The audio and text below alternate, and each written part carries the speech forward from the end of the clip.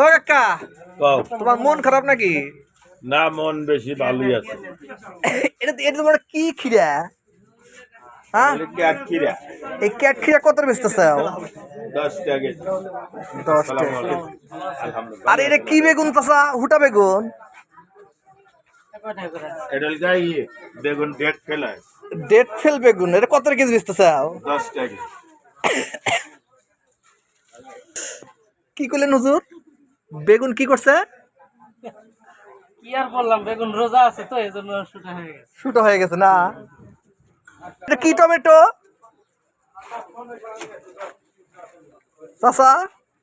এটা পাহাড়িয়া tomato. পাহাড়া tomato. Tomato বইসকে গেছে কে? ওটা পাকছে বেশি। ও, ফলন ভালো না?